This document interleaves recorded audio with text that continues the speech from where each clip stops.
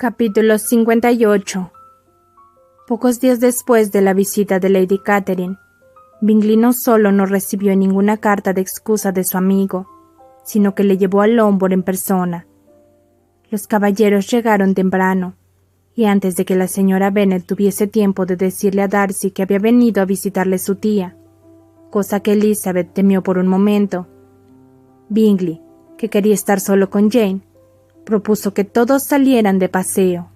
Se acordó así, pero la señora Bennet no tenía costumbre de pasear, y Mary no podía perder el tiempo, así es que salieron los 5 restantes. Bingley y Jane dejaron enseguida que los otros se adelantaran y ellos se quedaron atrás. Elizabeth, Darcy y Catherine iban juntos, pero hablaban muy poco. Catherine tenía demasiado miedo a Darcy para poder charlar. Elizabeth tomaba en su fuero interno una decisión desesperada, y puede que Darcy estuviese haciendo lo mismo.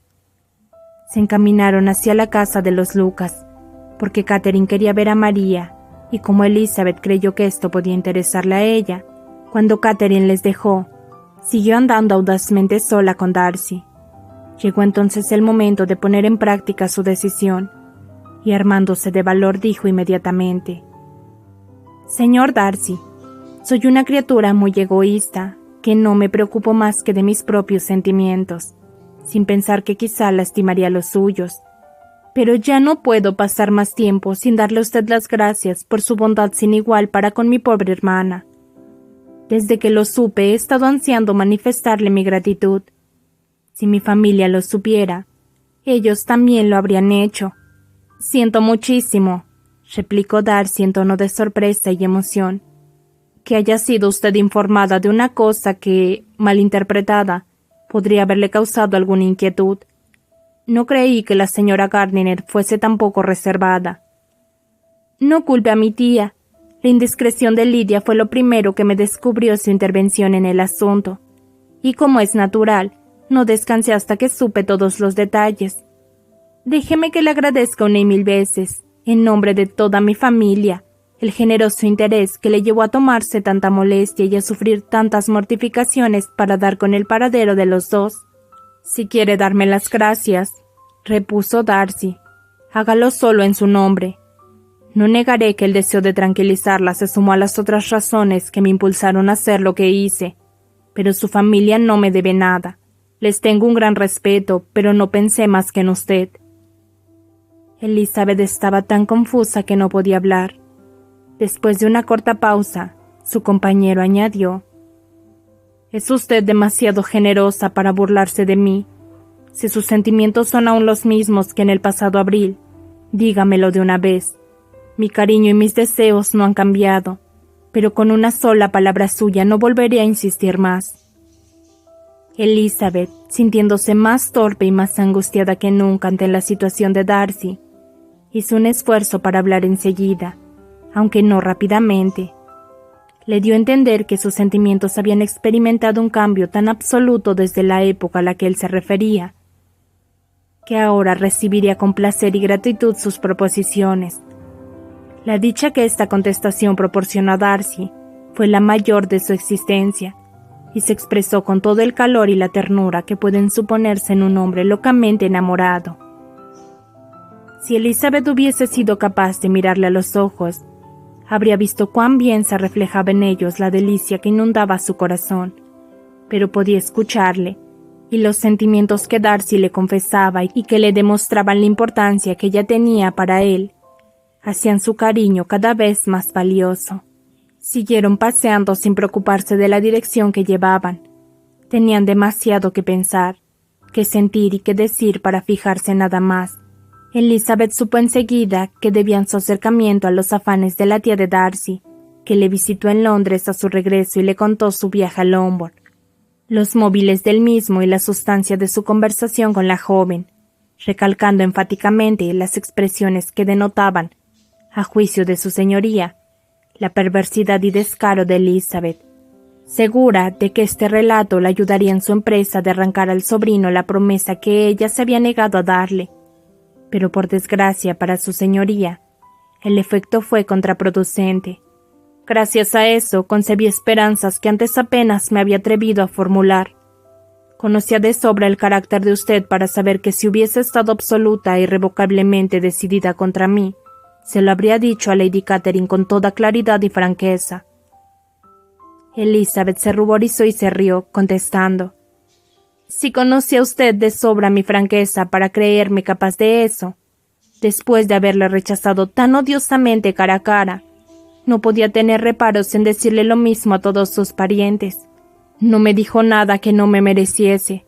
Sus acusaciones estaban mal fundadas, pero mi proceder con usted era acreedor del más severo reproche. Aquello fue imperdonable, me horroriza pensarlo». «No vamos a discutir quién estuvo peor aquella tarde», dijo Elizabeth. «Bien mirado, los dos tuvimos nuestras culpas, pero me parece que los dos hemos ganado en cortesía desde entonces. Yo no puedo reconciliarme conmigo mismo con tanta facilidad. El recuerdo de lo que dije e hice en aquella ocasión es y será por mucho tiempo muy doloroso para mí. No puedo olvidar su frase tan acertada: si se hubiese portado usted más caballerosamente. Yo no puedo reconciliarme conmigo mismo con tanta facilidad. El recuerdo de lo que dije e hice en aquella ocasión es y será por mucho tiempo muy doloroso para mí. No puedo olvidar su frase tan acertada: si se hubiese portado usted más caballerosamente. Estas fueron sus palabras. No sabe, no puede imaginarse cuánto me han torturado, aunque confieso que tardé en ser lo bastante razonable para reconocer la verdad que encerraban. ¿Cree usted que yo estaba lejos de suponer que pudiera causarle tan mala impresión? No tenía la menor idea de que le afligía de ese modo. No lo dudo. Entonces me suponía usted desprovisto de todo sentimiento elevado. Estoy seguro. Nunca olvidaré tampoco su expresión al decirme que de cualquier modo que me hubiese dirigido usted, no me habría aceptado. No repita todas mis palabras de aquel día. Hemos de borrar ese recuerdo. Le juro que hace tiempo que estoy sinceramente avergonzada de aquello». Darcy le habló de su carta.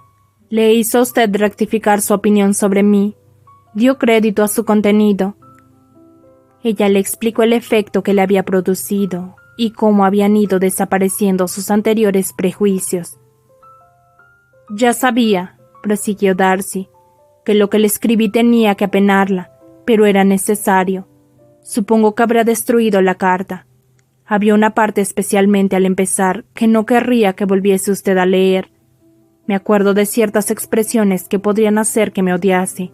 Quemaremos la carta si cree que es preciso para preservar mi afecto. Pero aunque los dos tenemos razones para pensar que mis opiniones no son enteramente inalterables, no cambian tan fácilmente como usted supone».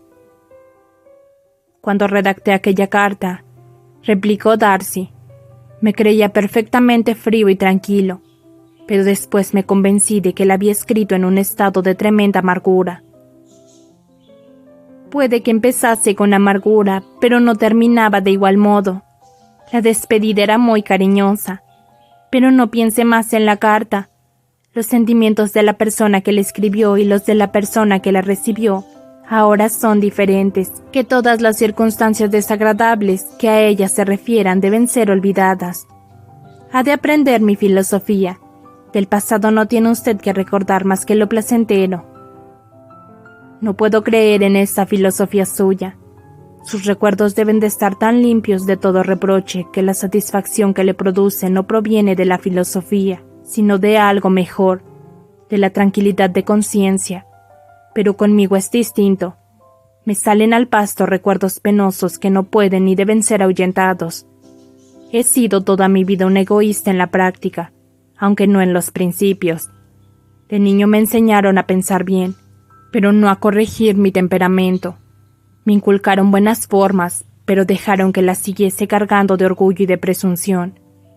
Por desgracia fui hijo único durante varios años, y mis padres, que eran buenos en sí, particularmente mi padre, que era la bondad y el amor personificados, me permitieron, me consintieron y casi me encaminaron hacia el egoísmo y el autoritarismo, hacia la despreocupación por todo lo que no fuese mi propia familia, hacia el desprecio del resto del mundo o por lo menos a creer que la inteligencia y los méritos de los demás eran muy inferiores a los míos. Así desde los 8 años hasta los 28 años, y así sería aún si no hubiese sido por usted, amadísima Elizabeth. Se lo debo todo. Me dio una lección que fue, por cierto, muy dura al principio, pero también muy provechosa. Usted me humilló como convenía. Usted me enseñó lo insuficientes que eran mis pretensiones para halagar a una mujer que merece todos los halagos. ¿Creía usted que le iba a aceptar? Claro que sí. ¿Qué piensa usted de mi vanidad? Creía que usted esperaba y deseaba mi declaración. Me porté mal, pero fue sin intención. Nunca quise engañarle y sin embargo muchas veces me equivoco. ¿Cómo debió de odiarme después de aquella tarde? Odiarla. Tal vez me quedé resentido al principio, pero el resentimiento no tardó en transformarse en algo mejor. Casi no me atrevo a preguntarle qué pensó al encontrarme en Pemberley. ¿Le pareció mal que hubiese ido? Nada de eso, solo me quedé sorprendido. Su sorpresa no sería mayor que la mía al ver que usted me saludaba. No creí tener derecho a sus atenciones y confieso que no esperaba recibir más que las merecidas. Me propuse, contestó Darcy, demostrarle con mi mayor cortesía que no era tan ruin como para estar dolido de lo pasado, y esperaba conseguir su perdón y atenuar el mal concepto en que me tenía probándole que no había menospreciado sus reproches. Me es difícil decirle cuánto tardaron en mezclarse a estos otros deseos, pero creo que fue a la media hora de haberla visto. Entonces le explicó lo encantada que había quedado Georgiana al conocerla y lo que lamentó la repentina interrupción de su amistad. Esto les llevó naturalmente a tratar de la causa de dicha interrupción, y Elizabeth se enteró de que Darcy había decidido irse de Derbyshire en busca de Lydia antes de salir de la fonda, y que su seriedad y su aspecto meditabundo no obedecían a más cavilaciones que las inherentes al citado proyecto. Volvió Elizabeth a darle las gracias, pero aquel asunto era demasiado agobiante para ambos y no insistieron en él. Después de andar varias millas en completo abandono, y demasiado ocupados para cuidarse de otra cosa, miraron sus relojes y vieron que era hora de volver a casa. ¿Qué habría sido de Bingley y de Jane? Esta exclamación les llevó a hablar de los asuntos de ambos. Darcy estaba contentísimo con su compromiso, que Bingley le había notificado inmediatamente. «¿Puedo preguntarle si le sorprendió?», dijo Elizabeth. «De ningún modo. Al marcharme comprendí que la cosa era inminente. Es decir, que le dio usted su permiso. Ya lo sospechaba, y aunque él protestó de semejantes términos, ella encontró que eran muy adecuados. La tarde anterior a mi viaje a Londres, dijo Darcy, le hice una confesión que debía haberle hecho desde hace mucho. Le dije todo lo que había ocurrido para convertir mi intromisión en absurda e impertinente. Se quedó boquiabierto. Nunca había sospechado nada. Le dije además que me había engañado al suponer que Jane no lo amaba, y cuando me di cuenta de que Bingley la seguía queriendo, ya no dudé que serían felices. Elizabeth no pudo menos que sonreír al ver cuán fácilmente manejaba a su amigo.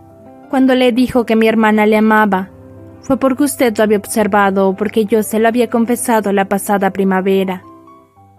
Por lo primero, la observé detenidamente durante las 2 visitas que le hice últimamente, y me quedé convencido de su cariño por Bingley. Y su convencimiento le dejó a él también convencido, ¿verdad? Así es.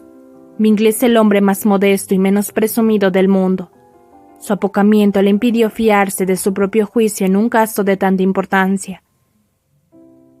Pero su sumisión al mío lo arregló todo. Tuve que declararle una cosa que por un tiempo y con toda razón le tuvo muy disgustado. No pude ocultarle que su hermana había estado 3 meses en Londres el pasado invierno, que yo lo sabía y que no se lo dije a propósito. Se enfadó mucho, pero estoy seguro de que se le pasó al convencerse de que su hermana le amaba todavía. Ahora me ha perdonado ya de todo corazón. Elizabeth habría querido añadir que Bingley era el más estupendo de los amigos por la facilidad con que se le podía traer y llevar, y que era realmente impagable, pero se contuvo.